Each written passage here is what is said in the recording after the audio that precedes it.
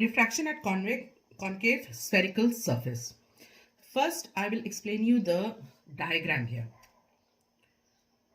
Now, this is a concave spherical surface. This surface. Okay, what you see here is a concave spherical surface, which is separating the rarer medium of absolute refractive index N1, and the absolute refractive index of this denser medium is N2, N1 and N2 here. PC is the radius of curvature. This is the radius of curvature, right? And you know that the normal on the concave surface, any concave surface, the normal value of the concave surface. Let me explain this to you.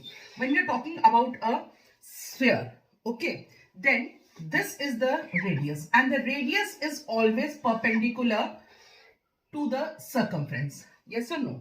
You know that. You cannot respond like this. So when we are taking out a section of it, right? Whenever we are taking a section of it, when we will drop a normal on this, right? It will always be on the center of the circle.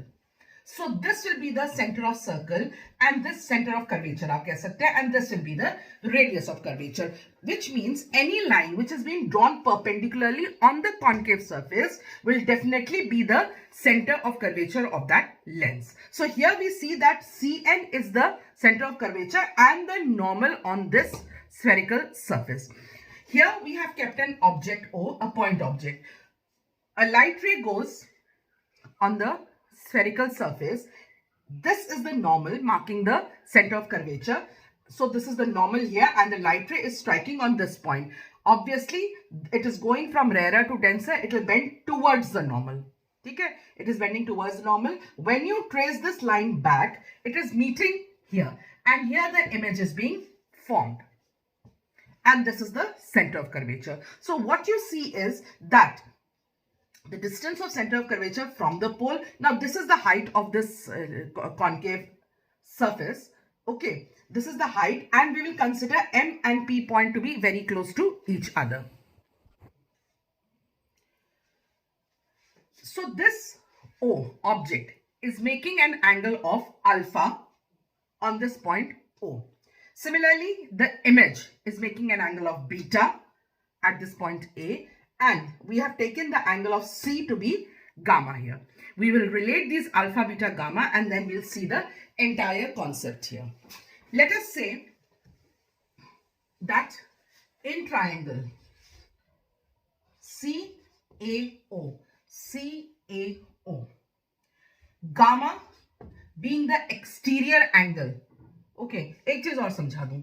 When this light ray is striking here on the normal, this entire angle is angle of incidence. This will be angle of refraction. And when you are tracing it backwards, naturally these two will be alternate angles. So this will also be R. Okay, so I, R and R, because these two are alternate angles.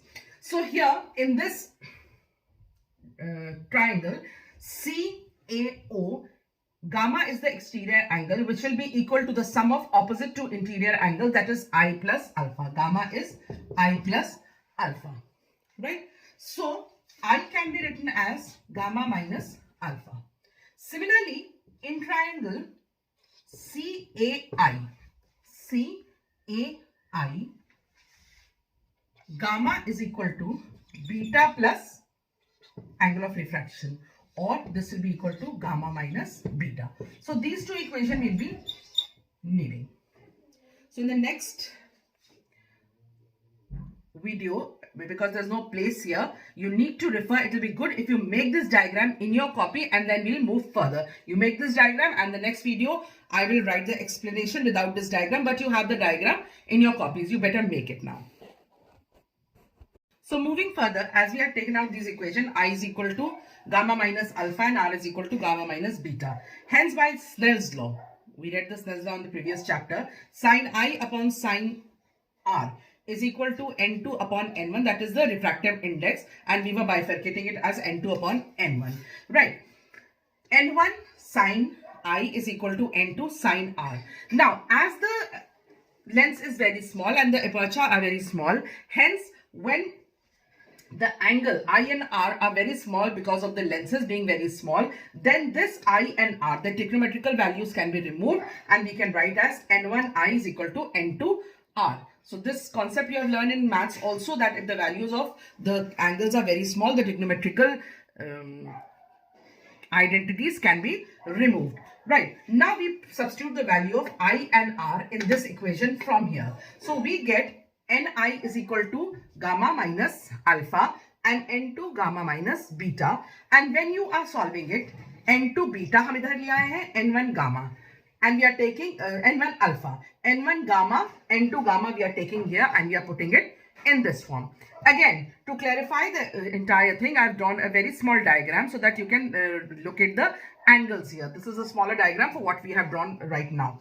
Okay, so alpha, again we are writing it as tan alpha, and tan alpha we are taking from here, from the angle AOM.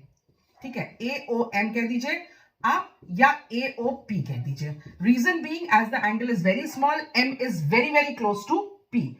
Right, so we are taking triangle AOM, or AOP is almost the same thing. So tan alpha is perpendicular upon base, AM upon OM, which is AM upon OP.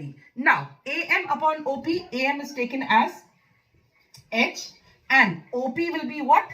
This will be the distance of the object, that is U in your diagram with a minus sign, because this is towards this side of the pole. Right, towards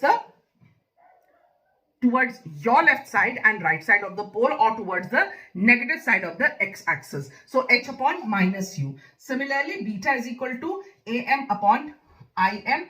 IM की जगह we have written IP. So this is H upon minus V. In the diagram above, you just see we have marked them U, V and R. Similarly, this will be equal to H upon minus R. So now what we are going to do, we are going to substitute these values in place of alpha, beta and gamma in this equation. So we'll mark these equations as, those are 1, 2, 3 and 4. Right, we'll remove the diagram and we'll put the equations and see. So now when we are putting the value, beta ki H upon minus V, alpha ki H upon minus U, gamma ki H upon minus R. Okay, so here, cancelling out H from all, we have N2 upon minus V, N1 upon U, minus N2, N1 upon R. Right? This can be written as, when you are taking minus as common. So this becomes plus, this becomes minus, and this becomes N2 minus N1 upon R. Now, what we are doing, we are dividing each value by N1. Okay, so N2 minus N1 gives you N, the refractive index, and this will give you 1 and this will give you N minus 1 upon R. So the final formula becomes N upon V minus 1 upon U is equal to N1 minus R. This is the refraction at a concave spherical surface. Now, the same formula is for the convex spherical surface. We are not going to find out the derivation here. You can go through the derivation of one of them. That will be enough for you. It is also in your course that this one is for your concave mirror hai aapka. Okay? And similarly, you can see the convex also. The basic thing is you need to learn this formula here. The derivation also is in syllabus.